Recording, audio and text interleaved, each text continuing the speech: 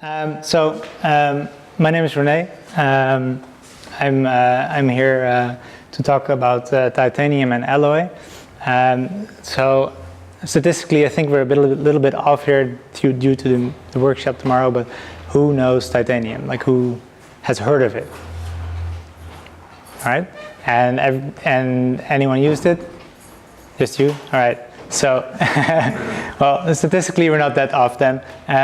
Most people never heard of it before, even though titanium has been around for almost 10 years now. First about me. I'm 30 years old. I'm developer evangelist at Appcelerator, the company who makes titanium. I've started there in March this year. But I've been using it for 7 years already, so I kind of rolled into this position. I started developing when I was just 12 in 2000, starting at just HTML and then PHP and then JavaScript, and then came mobile. So that's me. That's my social media.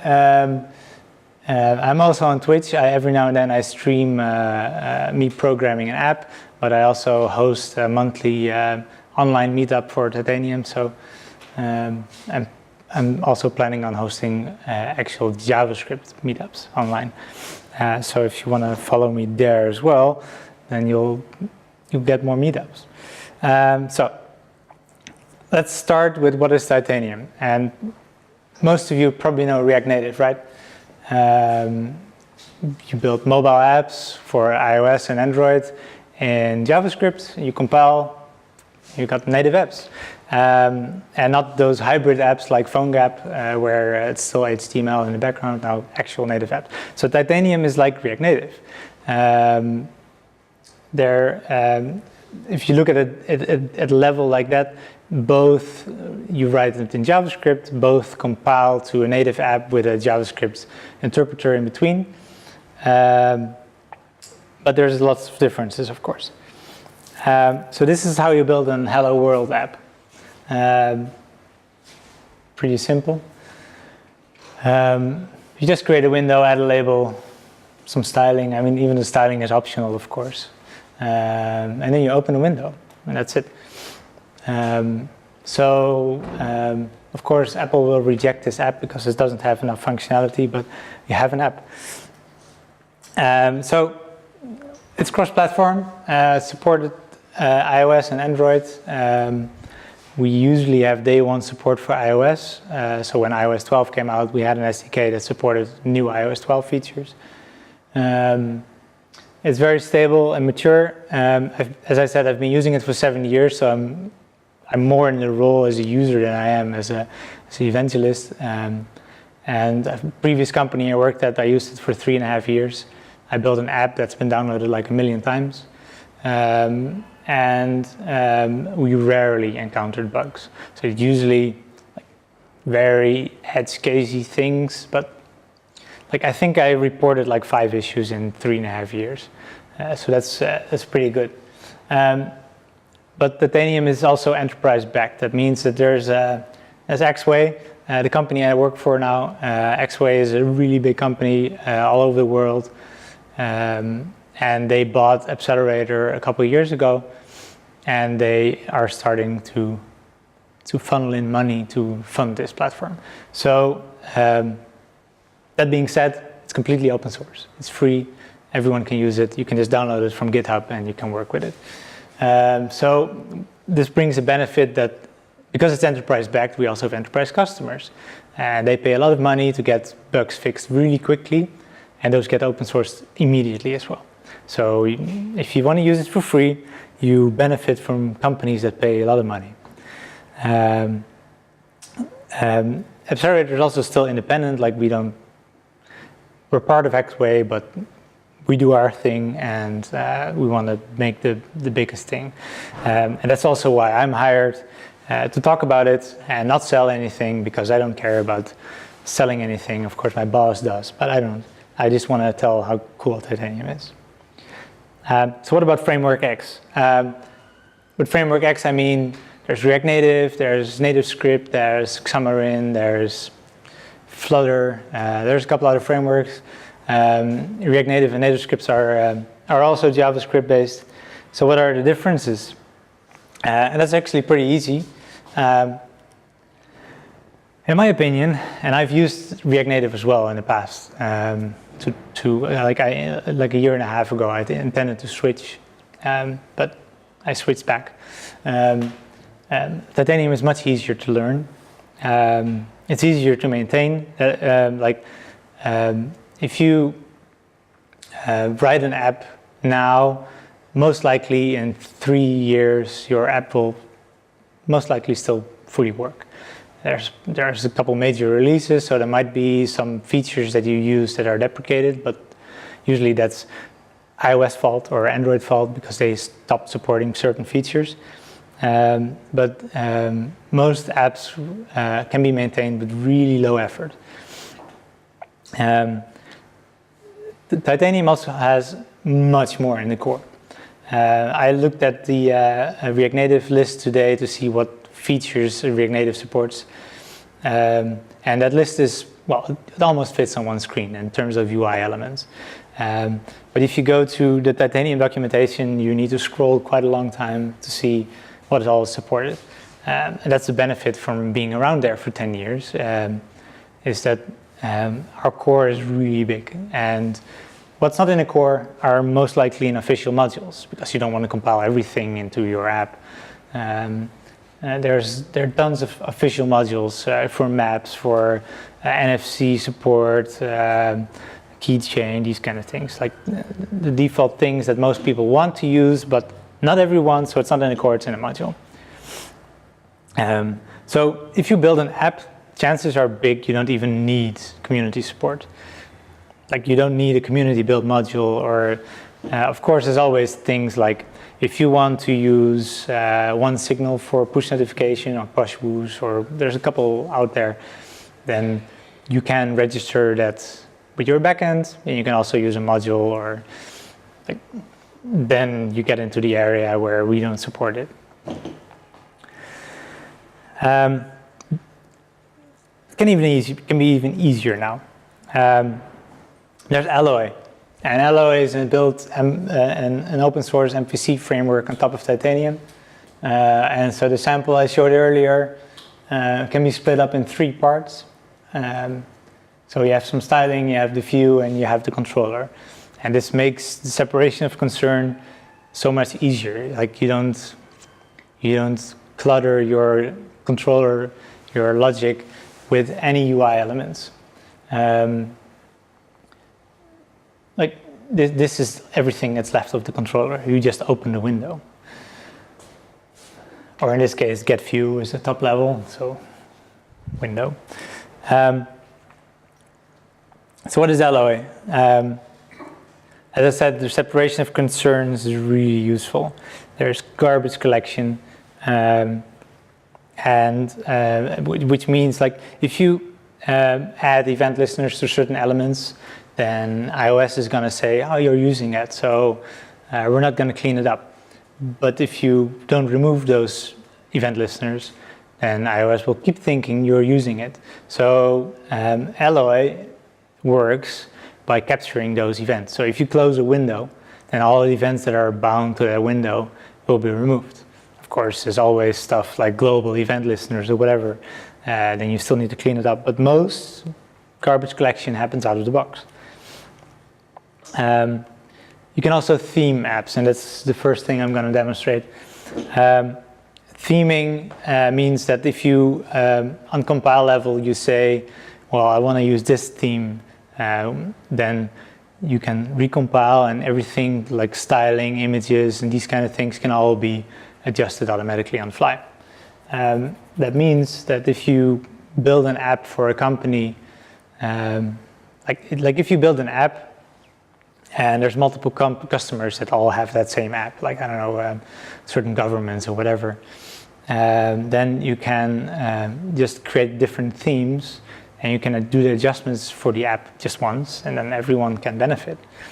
Like, you can recompile basically for a different customer, and then your app looks different. So what I'm going to do is I'm going to get to this. Here we go. So I have an app here. By the way, this fully works on Android as well, but I'm just gonna demonstrate iOS because I have theming set up for iOS, because this bar on top, of course, doesn't exist in Android. And what it can do here is I specify the theme here, and well, it's really small, but on the file list on the left, you can see themes here where I have a default and I have other. So what I'm going to do is I'm going to change here to other, and I have live view enabled, which is hot reloading. And now you can see that the top bar is no longer green, but it's a weird yellowish color, yellow, orange, whatever the color is. And when I revert this, you can see that it recompiles.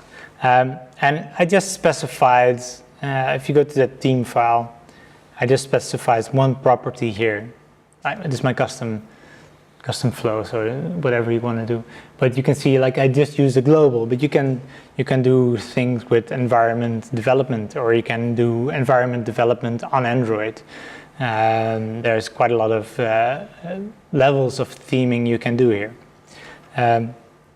So I just use bar color here, and this is used in the global styling of my app right here.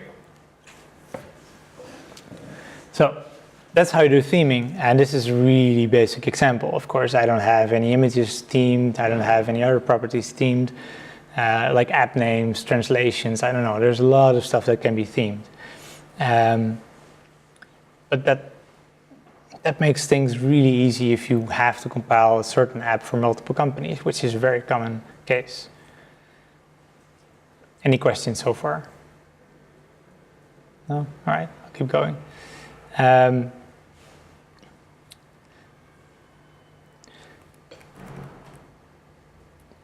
we have the extendable. Usually when you, what I mean with extendable is, like, if you want to use certain features in multiple places in your application, or if you want to, if you have an element that you want to use in multiple apps, there's quite a lot of options there. And yeah, I'm just going to demonstrate away. I think it's easier. So when I click on this label here, and I go to a second screen where I put a nice open source photo in, and this is not just an image. There's an image, and there's a gray bar on top, and there's a title. So I made this a separate element. So how do I include this? I just require. And require is something you probably know if you've done stuff with Node.js. It uses the same flow. Under the hood, it also just requires that file and creates the UI element. So what it requires the photo element, which is this. So there's a view with an image view, with another view in there as a wrapper, and then there's the name. So the name wrapper property has this gray background, semi-transparent. There's a label on top, and it has positioning, of course. So this is an element that you might want to use in, I don't know, 100 different places in your application.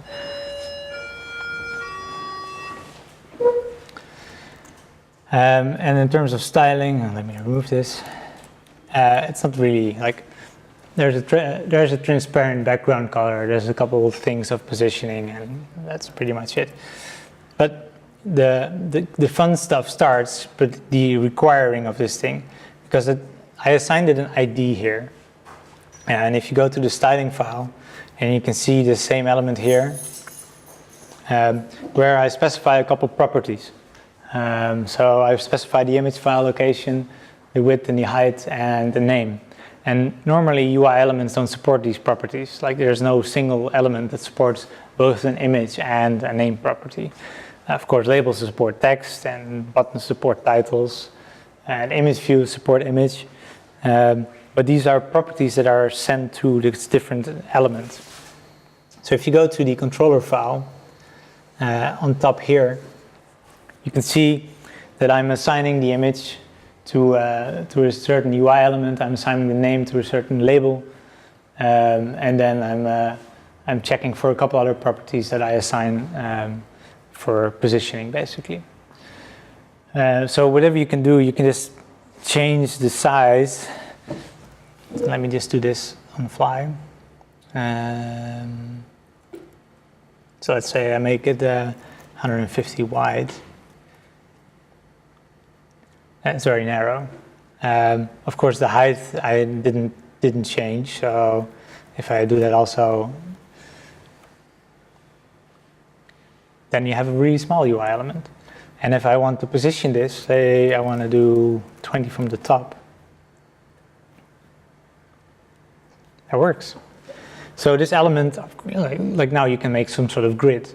So if you add 2 of those things, now this one doesn't have any styling, so. And I'm gonna say bottom. And we have 2. And that's really the flexibility here. Is you can create one element here that you can just reuse and reuse. Of course, you see double properties here, which you can use a class for, just like in CSS. You can say, because you don't want to keep repeating yourself, right? So class photo.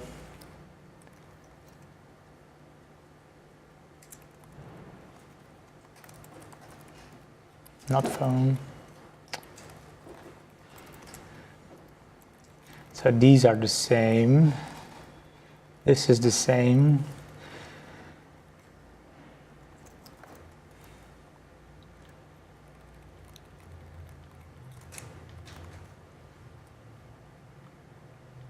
Still works. So now you can just use whatever you find useful. So if you have common properties like size, which is when you have a gallery or a grid or whatever, then there's common elements, and the only thing you need to change is the positioning and the element itself, the photo and the title. Well, I'm not going to play here.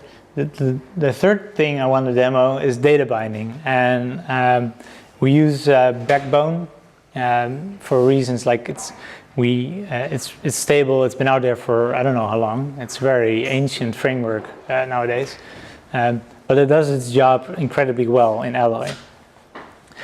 So I wrote a sample app for that some time ago. So I'm just going to launch that.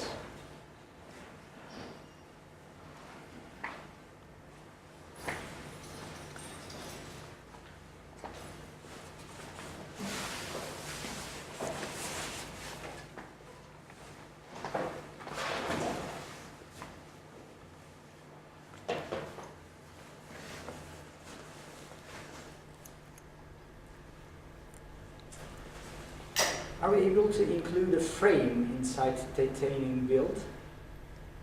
What do you mean with a frame? Like a frame. An iframe? Casual, general HTML frame. No, it's not. Frame. It's not HTML. Sorry? It's not HTML.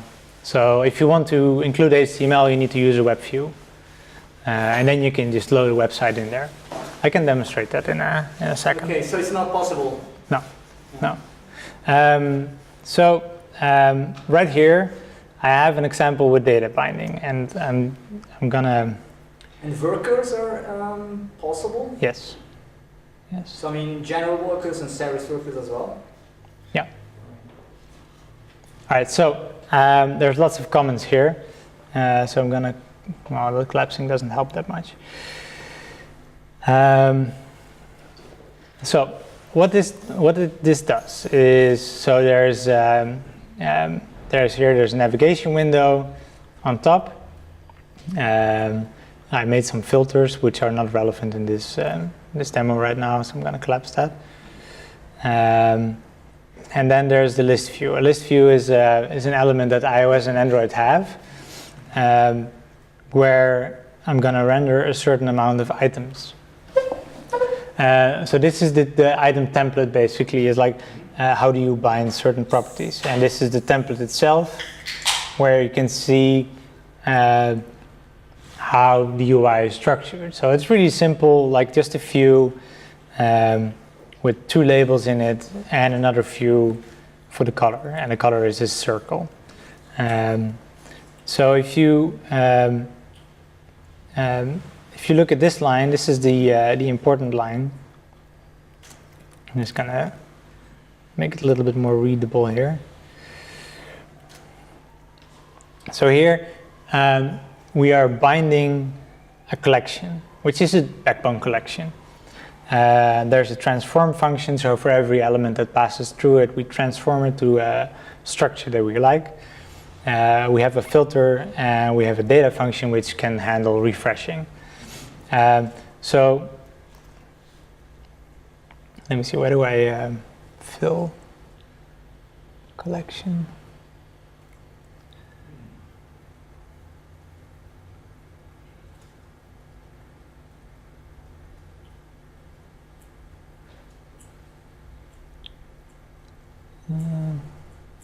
Here.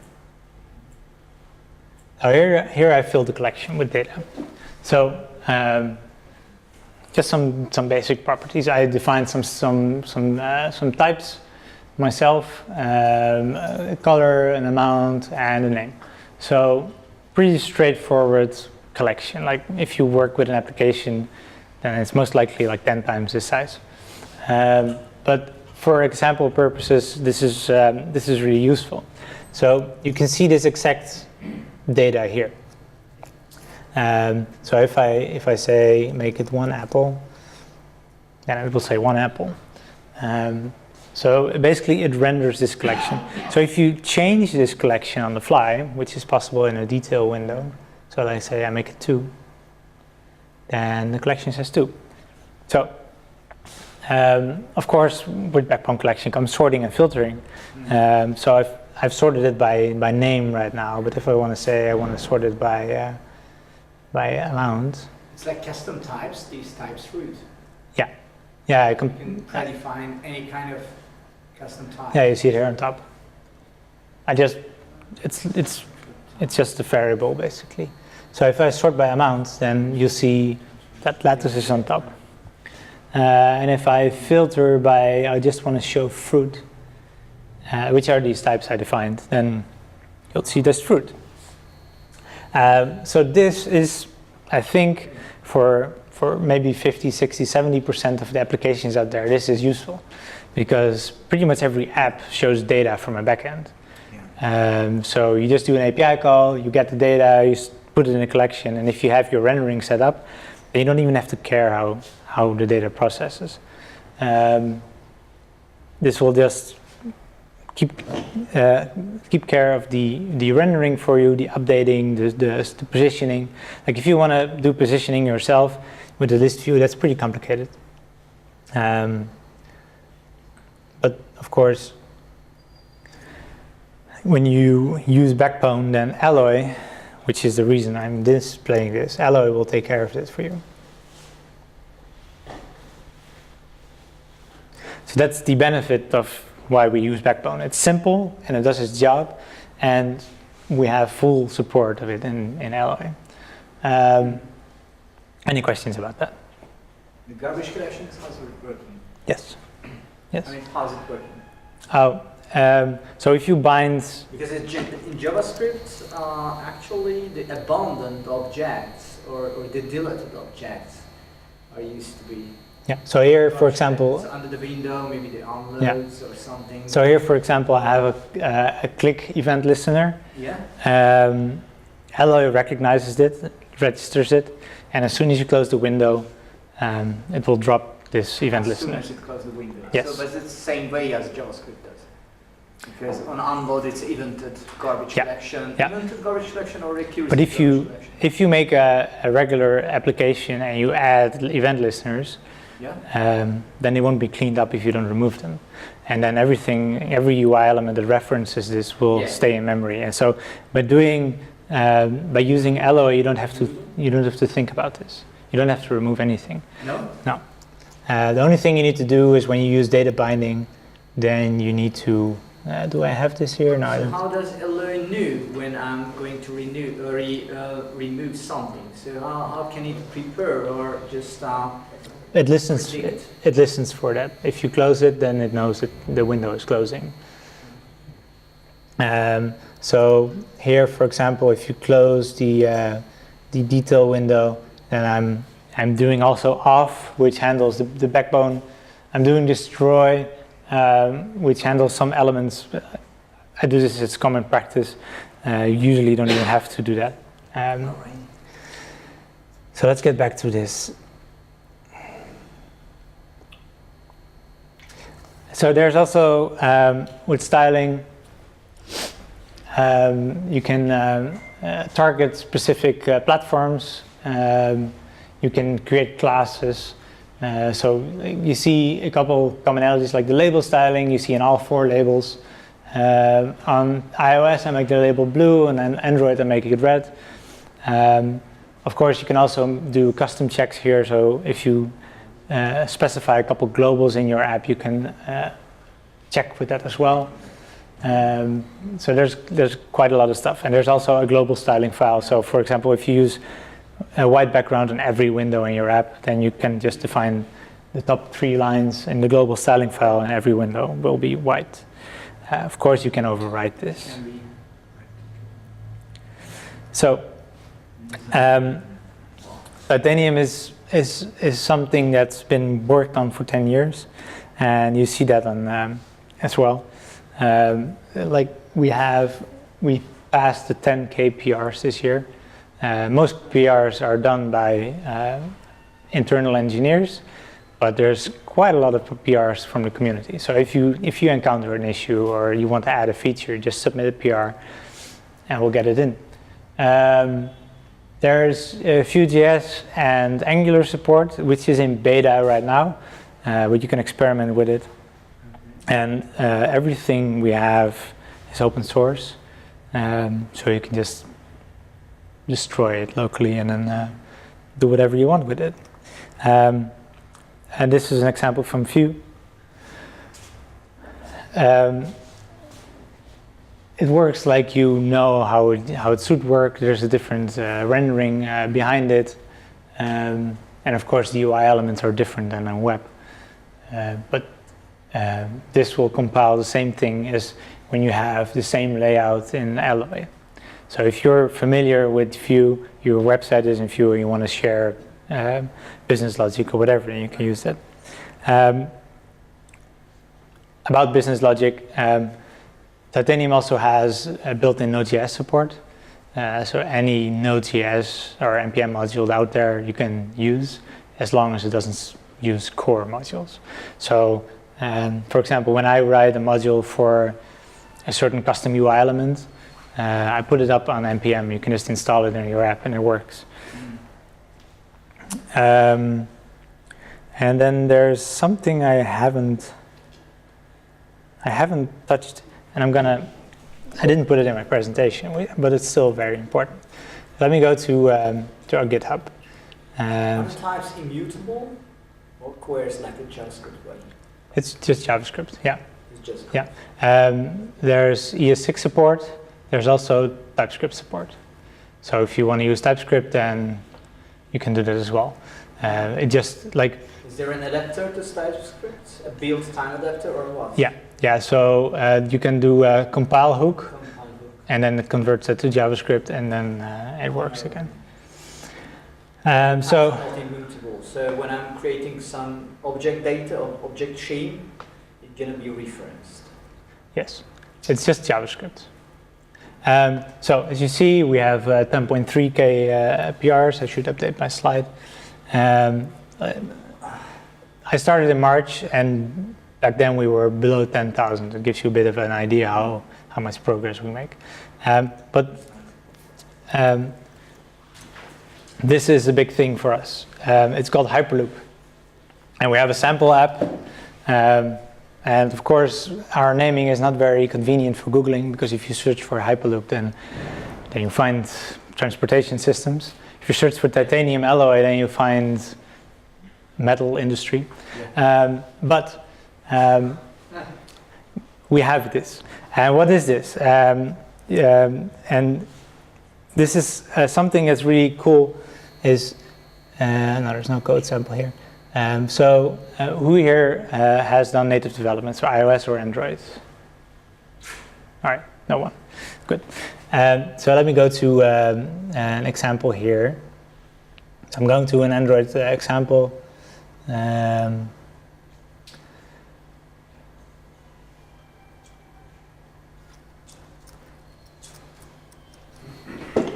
So what you see here, which is ES6, this is not Java. What you see here is you require Java classes in JavaScript, and you can use them as if it were JavaScript objects, JavaScript classes. So the thing that gives you that helps you here is if there's a certain thing that's not supported in the core and no one in the community managed to think of it, then what you need to do is you go to the Java documentation of whatever you want to use and you convert it to JavaScript. And in case of Java, it's actually almost one-on-one. It's like, okay, I need this class and I can call this function in this class, and it just works. In case of Objective-C, it's a little bit different because Objective-C has a lot of stuff that's completely different than it is in JavaScript. But Java is, in terms of how it's used, it's quite similar to JavaScript. Objective-C has named arguments for functions. So there's a little bit more translation you need to be doing here. Are you invoking a Java class instance, for instance? Well, I personally don't know because I'm not a Java developer. I haven't built. From Java. Yes, but on compile, this looks at what classes you require, and under the hood, it will create a layer for you to talk from JavaScript to Java. So I don't know exactly how it works, but what kind of layer? It's creating a Java sort of boilerplate, like Flash boilerplate in the ancient days, 6 or 7 days ago when Flash was alive, and when we are communicating with the bridge. Yeah. So Flash and invoking functions to Flash. Yeah. So that's how Titanium works. That's how React Native works. Is you write your code in JavaScript. The JavaScript actually gets compiled into your app, but the UI elements on screen are actually native. And so as long as you keep your interaction between the native layer and the JavaScript layer to a minimum, your app will be fully native and also perform like it's fully native. So what this does is this just enables you to call native UI, native components or native frameworks or third-party frameworks. You can just plug it in your app and you can use it. So there's an entire repository here full of examples. For iOS, for example, there is that's the wrong one. There's even one that uses where is it?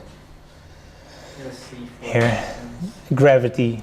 So this is basically a mini game where all the graphics, the core graphics, and the collision detection and these kind of things that all work. So based on these examples, you can see how you can just use basically any class in Objective-C and Java. So that gives you the option to support certain elements without very advanced knowledge of the native. Then there's a workshop. It was mentioned before, which is tomorrow, right here, I believe. And I'll be helping you write an app, an actual functional app that Apple might even approve. With this framework? With this framework, yes, in just 2 hours. So I heard there's a bunch of people that already signed up for it.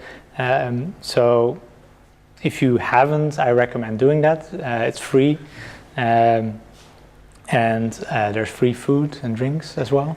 So if you... And if you already have signed up or you're going to sign up, make sure your environment works.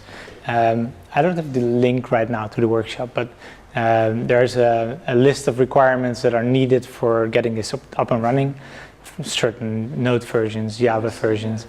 You need to set up Xcode if you want to do iOS. You might need to set up Android if you want to do Android development. And of course, you can also do both at the same time. And if that doesn't work yet, just come to me. I'll help. Right. Can you please show me that how could you include a worker inside this titanium, ready-built titanium, if you want to work? So we have a module for that called TI Worker. I want to build an external worker inside the titanium build. So this one will fire up a different thread. It's all native. Okay, so create a worker. I put there the paths, echo.js, and then I listen it. Yes, but still, this is not web. If you want to do web, then you just need to use the web view. This is not a web, so that means what the difference between web view and... Well, you have the web view is HTML, CSS, JavaScript, and you can use if you want to use a canvas there, you can use a canvas or like titanium. Oh, I see. So I can use actually a frame as well. Yeah, if you want that, then it's possible. But of course, if you want to use HTML, you need to use web view because there's no HTML. Well, I can use a worker in this Appcelerator things. And this is right now iOS only. What's the difference? Only the JavaScript is available, but it's available in the web view as well. On the inside internally the worker, there's not possible to touch the DOM. But I mean, what's the difference between the Appcelerator's view and the normal web views? This is fully native. So it's fully native. Yes. So on iOS you have everything that iOS supports, and Android you have everything that Android supports officially natively. So it's an additional support to the platform under the hood. Yes. But nothing else. So I mean, I can access the, for instance, the location object as well, or the navigator. I don't think internet's very fast. So it provides the same environment as a web view, but additionally it gives support for the iOS platform under the hood. Am I right? So No. It's actually native. Like you compare it to Node.js. That's your environment. You have a JavaScript only environment with no access to DOM, no access to whatever. No, but it's no access to DOM in worker as well. No. In worker as well. So it's all native. It's all native. So there's no web related. So like I said. So for instance, can I access the location? Yes. URL, but you said it's only native, so it's not possible to access. So that's inconsistency. Yes. So if you want to use location is web view related things. No. Window location, URL window location reload is web view. The location. In this case, location is actually iOS native location. Oh, native location. Yes, and Android is also native. Properties. Yes. There is under location URL, which I can get, for instance. So, so if you want to use a web. For instance, the hash. I want to know the hash, to pass the parameters into the. There's no URL. It's not a URL. No, it's native. I'm passing. It's a native. Passing a message in a message channel. Yeah. So if you want to use the web view, then you can create a web view like this. All right. And then it creates like, I mean, you could create your own browser. All right. But so, and think like location, let me see, where is it? So it's possible to create a Titanium app with internally the web view as well as an XHTML. Yes, but most people don't use the web view. Don't use it. No. Like I've built a. There's an overhead actually. Yes. I know. Yeah. So I've built an app for a company a couple times actually, where they just wanted their website inside a wrapper, and then what I did is I made a full screen web view, where I added some extra functionality like push notifications, like geolocation, persistent login, these kind of things, I mean, that's a possibility, but most people just want a native app. But what Titanium gives you is basically the the same development speed or even faster than a website, but then it works on iOS and Android. Mm-hmm. So if you want to listen to the for location, it's fully built in. So and these kind of things here, different modules.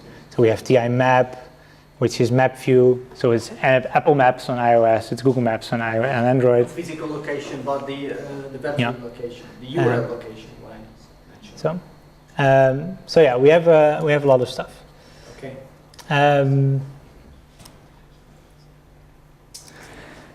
Any questions? Yes. You wrote your styles in .dss. Yes. Is that like a CSS preprocessor or something? The first thing I usually say about DSS, it's not CSS. There are some commonalities, but Alloy files, like you have an XML file, you have a DSS file, and you have a JS file, they all get compiled to a single JS file, and that's what put on in the application. So anything you write in the DSS file usually gets into a JavaScript object. But you don't have full JavaScript access, you can define properties that end up in an object. So that's basically what DSS is. I see that. Anything else? Is there a way to get a t-shirt? Yes. Good question. I don't have many. We're out of stock actually. So this is pretty much everything we still have. There's a couple girls and there's a couple unisex shirts in a couple different sizes. So if you want one, just grab one. It's this one. All right. Then that's it.